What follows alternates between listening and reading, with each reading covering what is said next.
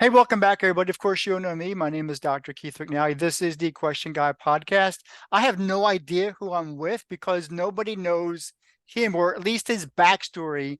And that's why we have to get into this conversation. This is Philip Sessions, but we're going to get into why that he showed up for school and he was in the third grade and nobody noticed. Philip, talk to me about that. Hey, Keith. First of all, thank you for having me. But yes, in the third grade, you'd think in elementary school that a teacher would notice when somebody missed a day of school. And this plays into the fact that I am a big nerd at heart and everything, but I missed a day of school as a third grader. The next day I come into school and I ask the teacher, "Hey, what did I miss at school yesterday?" And she looks at me, serious as can be, dead in the eyes, and says, "You were gone?"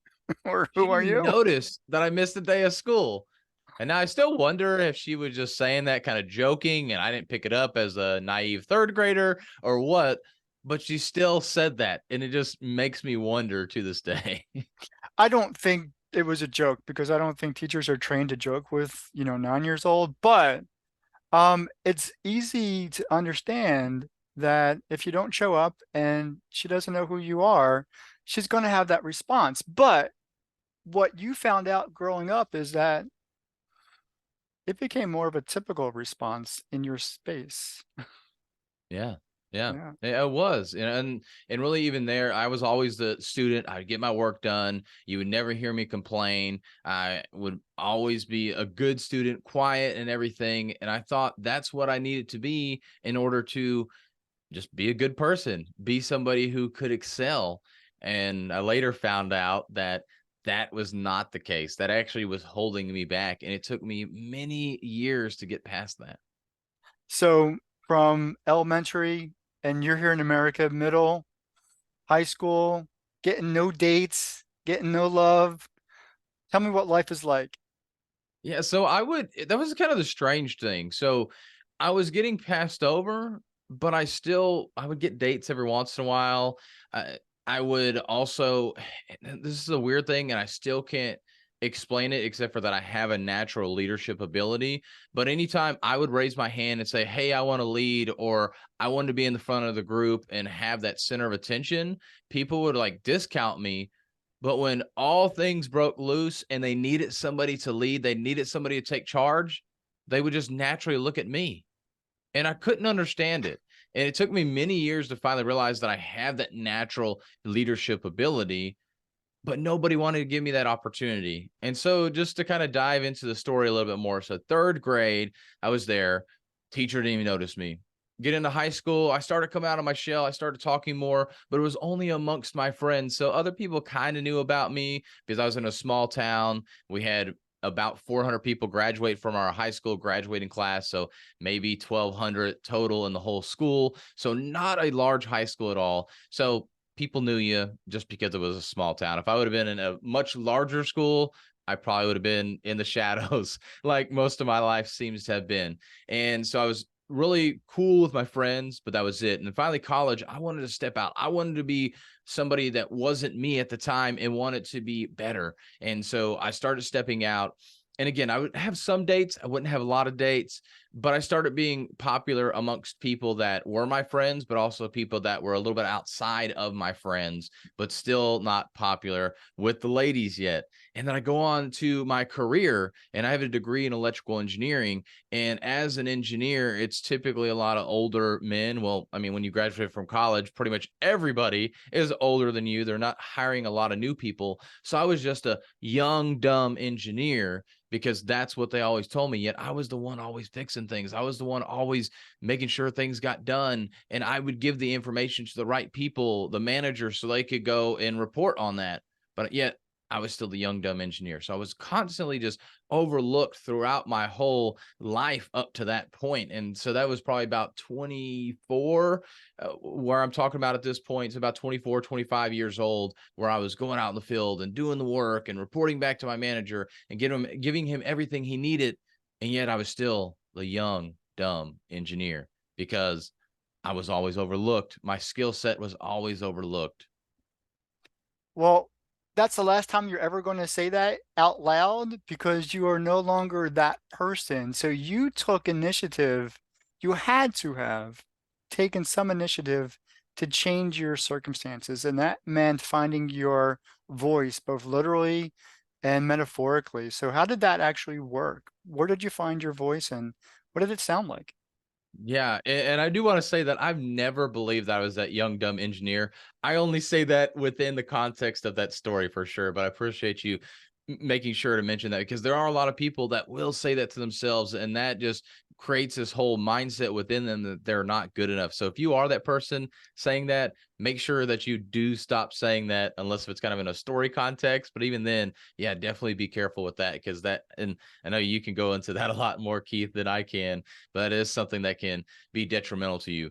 But really, from that point, I started realizing I'm tired of being overlooked. I'm tired of being this guy that does all the work, that gets no recognition, that can't seem to move up. And I realized I'm only like 2 years into a career, so it's hard to say move up, but I'm only 2 years in. But still, I wanted to be able to take control of my life. So I started actually learning how to speak better because I realized that the things that I was always passed over for in high school, really probably in grade school as well, and now in my career was the fact that one, I wasn't a great leader, and two, I wasn't a great speaker because any leader typically knows how to speak, and it's not with eloquence like you see with professional public speakers or anything, but they know how to transfer information from their head to other people to get people to do work. And so I realized I needed to do that and I needed to learn that. And that's where my self development journey came along. So I started reading business books. I started going to business conferences. I started a podcast. I was doing all these things to improve myself because I realized if I could become a better speaker, if I can improve my own self, then my life around me would start to improve. And so that's really what I started doing is just started putting myself out there into the world doing things and that slowly started to build up and yes I'm still not super well known but it's made me more well known for the people around me and when people meet me they always say there's something different about you or they say were you in the military. There's a lot of people say that as well and no I was not in the military.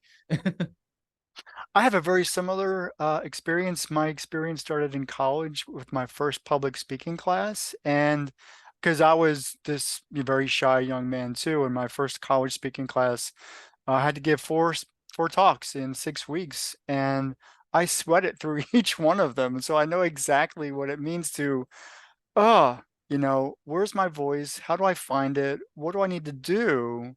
Now, most people go to, Toastmasters or some other, um, you know, stepping stones, but you went to a different route. You took, public business classes, but you literally said you started your own podcast. Now, you didn't even have a voice, and here you are starting a podcast. How did that work? Yeah, so being a part of the business space, if you will, the entrepreneur space and joining masterminds and everything, that's one of the things that everybody kind of talked about. And I thought, well, that'd be really cool to start doing that. And then I realized really the best way for you to get better at speaking is by speaking. And since I'm just this little guy that nobody paid attention to, it was kind of hard to go speak on a stage or speak in front of a group of people. So if I just fire up a mic and turn on the podcast and start a podcast, I can start doing that. And the same thing with video content on social media.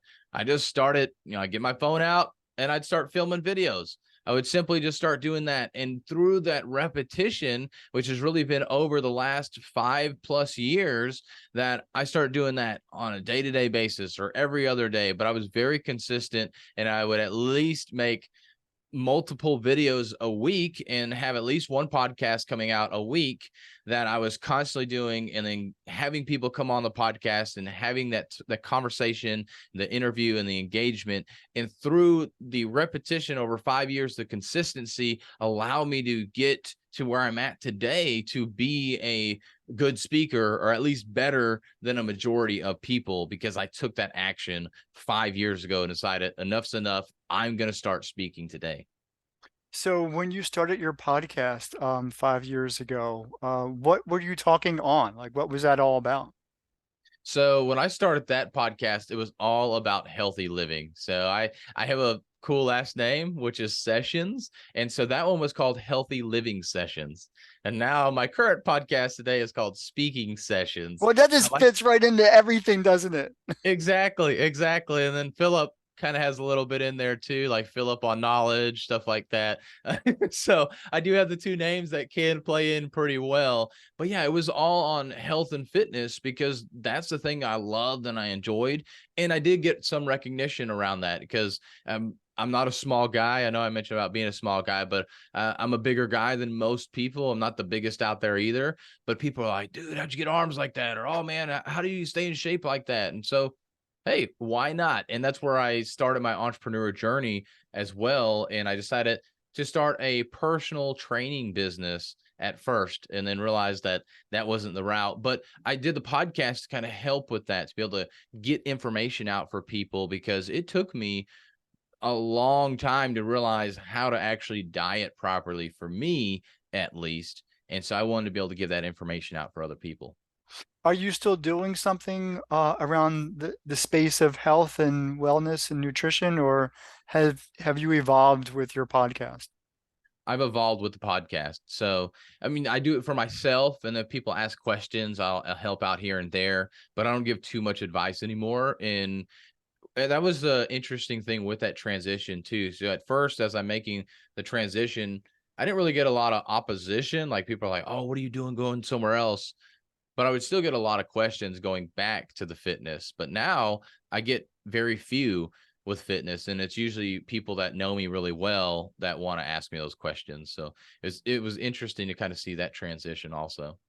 So for those of you, for those of us who are watching this conversation, it literally says speaking sessions behind you. So you've got your big old banner. I'm assuming your podcast has something to do with speaking. Yeah, yeah. So I know we're trying to stay more on the personal story here, but exactly. So I talk about speaking, presenting, and communication skills, which are all kind of interwoven. They're tied together, but they're all crucial pieces for you to be able to get better and be able to get recognized and be able to lead people with or without authority in your business or in your 9 to 5, wherever you're doing that speaking and presenting. And so because of my journey realizing I was getting passed over for this, and then my desire also to get on stage is why I created that business and evolved into that, because the fitness was not something that I loved it for myself Mhm. and it helped me a ton, but I didn't want to help other people necessarily because I couldn't create the impact that I felt like I could with speaking coaching. And so that's why I switched over to speaking coaching eventually. And I think that's a beautiful segue into kind of our final moments together because your personal story of finding your own voice, people resonate with that. And so those who are watching and listening to this conversation are saying, they want to find their voice. And what better way to find it is to connect with somebody, i.e., me and you, Mhm. who have gone through that journey and say, yeah, I want to be better. I want to get up the courage. I want the confidence. And then I want that space. And you give them that. So, real quickly, talk to me about your speaking sessions podcast, Yeah. real Yeah, quick. so the podcast, I've got 2 episodes. One comes out on Wednesday, that's a guest episode. So I'll bring somebody in, whether they're from the industry or they're a speaking coach themselves, or they're just somebody that is a business owner that has done well with speaking. Like I recently had a coffee shop owner on, and we talked about how she's became the community hub through speaking. So essentially, she creates like coffee networking events or lunch and learns, and it brings other people in at her community. So she gets the opportunity to speak, but then she also brings somebody else in to help educate the people that come. And through that, she's kind of creating her own local influence. And it's actually helping her business as well, because they're obviously coming in to learn at her coffee shop and they naturally buy coffee or a treat or something like that. And so I bring people in like that to talk about how speaking has impacted their lives, because when we think of public speaking, we typically think, oh, I've got to get on a stage in front of 10,000 people. No, Public speaking is simply you transferring knowledge from your head to somebody else. And really, it's multiple people. Typically, it's two or more people to technically be public, but it's you transferring information. And so I try to bring everyday people, so to say, instead of just public speakers on there. And then Friday is where I get more tactical. It's usually 5 to 10 minutes where I'll do a solo episode and I'll talk about different topics around speaking and communication to be able to help the audience out. For those of us who are listening and watching to this conversation, I would like you back on Coach's Corner because that's my the flip side of the coin. This is people's personal story. That's people's professional story. So I would love to get in more depth with what that looks like as a business. But in our final moments in this conversation, please, please, please inspire somebody today. Give them a to-do item that will help somebody who is looking to find their voice find it today.